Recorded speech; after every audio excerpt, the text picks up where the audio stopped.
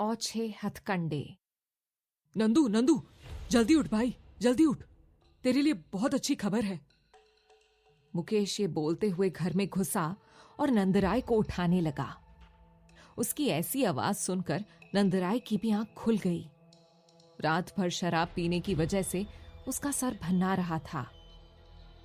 सुबह सुबह क्यों चिल्ला रहा है? ऊपर से मेरा ये सर। अरे तू सुनेगा तो एकदम खुश हो जाएगा। खबर ऐसी है कि तेरा ये सर दर्द भी तुरंत गायब हो जाएगा। नंदराय ने फिर चिढ़ते हुए बोला। अब बोलेगा भी, अब बस पहेलियां ही बुझाता रहेगा। मुकेश ने उसे बताया। उस छोरी की जो फोटो तूने दी थी ना, उसे मैंने अपने आदमियों को देकर कल से ही काम पर लगा दिया था। और देख, अभी सुबह सुबह एक बंदे ने आकर बताया कि लड़की का पता चल गया है। अब तू जल्दी से नहा धो ले, फिर हम चलते हैं उधर। तब तक मेरे आदमियों ने उस पर नजर रखी हुई है। ये सुनते ही नंदराय के बदन में जैसे बिजली सी कौंध गई। उसने जल्दी से उठते हुए कहा, मैं बस 5 मिनट में आया। बस कुछ देर और लाली, उसके बाद तुझसे तेरी एक एक गलती का हिसाब लूंगा मैं। ये सोचते हुए वो जल्दी ही तैयार भी हो गया था। दोनों दोस्त कुछ ही देर में वहां से निकल गए। रास्ते भर नंदराय दिल ही दिल में ये सोचता रहा कि लाली से मिलने के बाद वो उससे किस तरह से बदला लेगा। मुकेश अपने किसी दोस्त से मांगकर ऑटो ले आया था, जिसमें वो लोग लाली को ले जाने वाले थे। जब वो लोग उसके आदमियों की बताई हुई जगह पर पहुंचे तो मुकेश ने नंदराय को समझाते हुए कहा, देख नंद, ये बंबई है, यहां लफड़ा भी सोच समझकर करने का है। तू बस किसी तरह से उस छोरी को काबू करके अपने ठिकाने पर ले चलना। किसी भी तरह की चीख पुकार इस एरिया में करना हमारे लिए सही नहीं रहेगा। नंदराय ने उसकी बातों पर धीरे से हामी भरी और वहीं कुछ दूर पर ऑटो खड़ी करके दोनों उस घर की तरफ बढ़ गए जहां लाली के होने की खबर दी गई थी। वहां पहले से खड़े मुकेश के आदमियों ने मिलते ही बताया, वो छोरी यहीं इसी घर में है। मुकेश ने पूछा, और कोई भी है इसके साथ? एक आदमी था, मगर वो अभी आधे घंटे पहले ही कहीं बाहर निकला है। हम तो कहते हैं गुरु, यही सही मौका है। उनमें से किसी आदमी ने जवाब दिया। तब नंदराय ने कुछ सोचते हुए कहा, ठीक है, तो मुकेश तू दरवाजे पर जाकर घंटी बजाएगा, हम लोग इधर साइड में खड़े रहेंगे। जैसे ही वो छोरी दरवाजा खोलेगी, उसे इस बोरी से ढक के बस दबोच लेना है। सबने हामी भरी और फिर प्लान के मुताबिक मुकेश ने जाकर घंटी बजाई। दरवाजा खुला और अंदर वाली लड़की ने अपना सिर निकालकर कुछ पूछना ही चाहा था कि तभी साइड से नंदराय निकलकर आ गया और लड़की को बोरी से ढकते हुए दबोच लिया। लड़की छटपटाती हुई चिल्लाने की कोशिश करने लगी थी, मगर नंदराय ने उसका मुंह भी दाब दिया। उसे कंधे पर लाद कर पूरी तरह से एक दूसरे चादर से ढांपते हुए सबकी नजरों से बचते बचाते सारे लोग ऑटो के पास आ गए। तब मुकेश ने अपने आदमियों से कहा, यहां से हम लोग अलग अलग जाएंगे, शाम में ठिकाने पर आकर अपने पैसे ले जाना। फिर नंदराय और मुकेश ने ऑटो की बीच वाली सीट पर बोरे में ढांपी हुई लाली को लिटाया और फिर मुकेश ने जल्दी से ऑटो स्टार्ट कर दिया। बोरे में कोई हरकत ना होते देखकर मुकेश ने बेशर्मी से हंसते हुए कहा, लगता है तूने मुंह कुछ ज्यादा ही जोर से दाब दिया, बेहोश हो गई लगता है, वरना अब तक तो इसने चिल्ला चिल्ला कर तूफान खड़ा कर देना था। नंदराय पिछली सीट पर ही बैठा हुआ था। मुकेश की बात सुनकर उसने भी घमंड से मुस्कुराते हुए कहा, अच्छा ही हुआ जो ये बेहोश हो गई। इस भित्ते भर की छोरी ने क्या सोचा था, नंदराय के चंगुल से बच निकलेगी। अब मैं बताऊंगा कि लड़कियों के ज्यादा सियाने बनने का नतीजा क्या होता है। साली मुझे छोड़कर भागेगी। यूं ही बातें करते हुए वो लोग अपने ठिकाने की तरफ बढ़े जा रहे थे, लेकिन काफी देर से लाली को यूं ही पड़े देखकर मुकेश ने कुछ फिक्र जताते हुए कहा, नंदू, इतनी देर हो गई, छोरी ने एक बार हाथ पैर भी नहीं मारा। जरा देख तो ले कि सांस तो चल रही है ना छोरी की। फिर मुंह पर पट्टी भी बांध देना ताकि अगर अचानक से होश में आए तो भी चिल्ला ना सके। मुकेश ने कहा तो नंदराय को भी फिक्र सी हुई। उसने जल्दी से लाली को उस बोरी से निकाला। लेकिन ये क्या? लाली के चेहरे पर नंदराय चौंक सा गया। उसने उसे वापस से बोरी में भरते हुए मुकेश से कहा, अरे भाई मुकेश, हम तो मारे गए। ये छोरी तो लाली है ही नहीं, कोई और है। उसका इतना कहना था कि मुकेश के भी होश उड़ गए। उसने एक झटके से ब्रेक लगाते हुए कहा, क्या बात कर रहा है नंदू, जल्दी उतार इसे, वरना अगर इसने हमें देख लिया तो फंस जाएंगे हम। इतना कहकर वो पीछे की तरफ आया और नंदराय का सहारा लेकर उस लड़की को नीचे उतारने लगा। नंदराय ने आसपास सुनसान सड़क की तरफ देखते हुए कहा, अच्छा हुआ जो हम ऐसी जगह पर हैं, यहाँ हमें कोई देख भी नहीं रहा। अब इसे यहीं छोड़कर निकल चलते हैं, होश आने पर खुद ही घर चली जाएगी। हाँ ठीक है, कहकर मुकेश फिर से ऑटो में आ बैठा और नंदराय को लिए तेजी से वहां से निकल गया। एक बार फिर लाली को ना पाकर नंदराय गुस्से में खुन्नस खा रहा था। उधर लतिका जी पंडित जी की बातों का मतलब समझने की कोशिश कर रही थी। उन्होंने लतिका जी को ऐसे कंफ्यूज देखा तो बोले, देखिए लतिका जी, लड़की का भाग्य बहुत उज्जवल है। अब अगर वो आपके यहां रहेगी तो इसका असर आप पर भी पड़ेगा। ये लड़की आपके हालात एकदम से पलट देने की क्षमता रखती है। बातें करते हुए दोनों सीढ़ियां उतरने लगे थे, लेकिन पंडित जी के मुंह से वो सब सुन लतिका जी ने घमंड भरे लहजे में कहा, ये 2 कौड़ी की लड़की मेरा भाग्य बदलेगी? अरे पंडित जी, आपको अगर और दक्षिणा चाहिए तो बताइए ना, इस तरह मुझे झूठी आस मत दिलाइए, और कोई पक्का उपाय हो तो वो भी बताइए।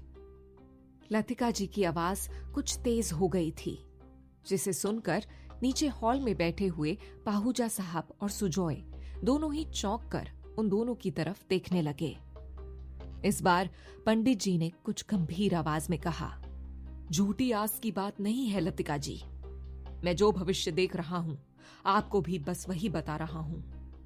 इतना कहकर वो वापस हॉल में पूजा की जगह चले आए और बाकी की पूजा की रस्म पूरी करने लगे। लतिका जी भी अपनी जगह पर आकर बैठ तो गई थी, लेकिन उनका दिल अब भी पंडित जी की बातों में ही उलझा हुआ था। हालांकि आज तक पंडित जी ने जो कुछ भी कहा था वो कभी गलत नहीं हुआ था, लेकिन फिर भी न जाने क्यों लतिका जी इस बात पर विश्वास नहीं कर पा रही थी कि वो 2 कौड़ी की लाली उनकी किस्मत बदल सकती है। वो भी तब जब खुद अजीत उस पर इस तरह लट्टू हुए जा रहे हैं। और आगे क्या पता वो सुजॉय पर भी डोरे डालना शुरू कर दे। वो अनजान, जवान और खूबसूरत लड़की को यूं ही घर में तो नहीं रख सकती थी, इसलिए चाहे कुछ भी हो उन्हें उसे यहां से निकालना ही था। मगर अगले ही पल उनके मन ने कहा, लेकिन अगर पंडित जी की बात सच निकली तो? इसी उधेड़-बुन में वो पूजा का कुछ सामान लेने किचन की तरफ आई तो पाहूजा साहब भी उनके पीछे पीछे आते हुए बोले, तुम पंडित जी से किस लिए उलझ पड़ी थी? लतिका जी ने लापरवाही से टालते हुए जवाब दिया, वो कुछ भी तो नहीं, हम लोग तो पूजा के बारे में ही बातें कर रहे थे। उनकी आवाज की लड़खड़ाहट छुपी नहीं रह सकी थी, लेकिन फिर भी पाहूजा साहब ने उनसे और कुछ पूछना सही नहीं समझा और वापस हॉल में अपनी जगह पर आकर बैठ गए। सभी आंखें मूंदे पूजा में लीन थे कि तभी लतिका जी ने किसी की आहट पर आंखें खोली। सामने लाली अपना झोला थामे अपने पुराने कपड़े पहनकर जाने के लिए तैयार खड़ी थी। उसे देख लतिका जी एकदम चौंक सी गईं। नहीं नहीं, मैं इसे ऐसे जाने नहीं दे सकती, इसे रोकना ही होगा। लेकिन उनका ईगो उन्हें इस बात की इजाजत नहीं दे रहा था कि वो खुद से जाकर लाली को रोक लें, वो भी तब जब अभी अभी वो उसे जाने का कहकर ही आई थी। सोचते हुए उन्होंने फैसला ले लिया था कि वो लाली को ऐसे जाने नहीं देंगी। इसलिए उन्होंने पास ही खड़ी नौकरानी को बुलाकर उसके कानों में कुछ कहा। उनकी बात सुनते ही वो नौकरानी सीधे लाली के पास पहुंची, जो धीरे धीरे दरवाजा खोल वहां से निकल ही रही थी। इससे पहले कि दरवाजा खुलता, नौकरानी ने उसके कंधे पर हाथ रखकर कहा, रुकिए, मैडम ने आपको रुकने के लिए कहा है। ये सुनकर लाली को थोड़ी उलझन तो हुई, मगर वो वहीं खड़ी रह गई, क्योंकि इतनी जिल्लत के बाद वो इस घर में और नहीं रुक सकती थी। उसे मूर्ति की तरह खड़ा देखकर नौकरानी ने फिर से कहा, मैडम ने आपको वापस अपने कमरे में जाने के लिए बोला है। ये सुनकर लाली एक बार फिर से हैरान रह गई। उसे यकीन नहीं हो रहा था कि क्या वाकई लतिका जी ने उसे रुकने के लिए कहा है। उसने एक नजर पूजा में बैठी लतिका जी की तरफ देखा तो वो उसे घूरते हुए इशारे में ऊपर जाने को कह रही थी। उनके ऐसे देखने के बाद लाली कुछ सोचती हुई वापस सीढ़ियां चढ़ उसी कमरे की तरफ बढ़ गई जहां उसे ठहराया गया था। इधर पाहूजा साहब ने जब लाली को वापस जाते हुए देखा तो उन्हें न जाने क्यों एक सुकून सा महसूस हुआ, ये सोचकर कि लतिका ने लाली को जाने से रोककर इसी घर में रहने की इजाजत दे दी है। जबकि सुजॉय ने जब ये महसूस किया तो झुंझला सा गया। आखिर मां को जरूरत क्या थी उसे जाने से रोकने की?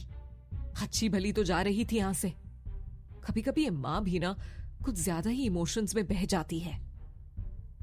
पूजा खत्म होते ही जब लतिका जी ने पंडित जी को दक्षिणा देकर विदा किया तो सुजॉय ने उनके पास जाकर कुछ गुस्से में कहा, क्यों रोका आपने उसे? आप भूल गई हैं क्या कि उसके यहां रुकने से हमारी परेशानी बढ़ सकती है?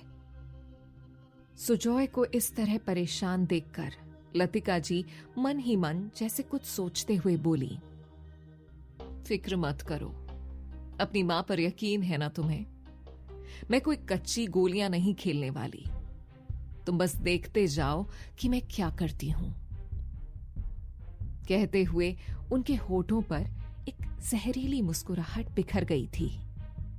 उसके बाद वो वहां से निकलकर सीढ़ियां चढ़ती हुई एक बार फिर से लाली के कमरे में आ पहुंची। पीछे सुजॉय फिक्रमंद आंखों से उन्हें जाते हुए देखता रह गया। लगता है मां मुझे कुछ नहीं बताएगी। मुझे अब अपने तरीके से ही उस लड़की से सब कुछ उगलवाना होगा। ऊपर जाकर लतिका जी ने अपने हाथ में पकड़ा कपड़े का पैकेट उसकी तरफ बढ़ाते हुए शान से कहा, ये लो, अपने घटिया भिखारियों जैसे कपड़े बदलकर इनमें से कोई एक पहन लो और बाकी के कपड़े उस बैग में रख लेना जो अभी हमारी एक मेड देकर जाएगी। कम से कम तुम मेरे साथ तो अपने इन कपड़ों में बाहर नहीं जा सकती। वैसे चलो, इसी बहाने तुम्हें इतने महंगे कपड़े पहनने को तो मिल रहे हैं, वरना ऐसे कपड़े इस जन्म में तो क्या, अगले 7 जन्मों में भी तुम्हें शायद ही नसीब होते। कहते हुए उनके चेहरे पर गजब का घमंड था। लाली को लतिका जी की बातें किसी तीर की तरह चुभ रही थीं और उसे समझ में भी नहीं आ रहा था कि आखिर लतिका जी उसे इस तरह के कपड़े पहनाकर अपने साथ कहां ले जाना चाहती थी।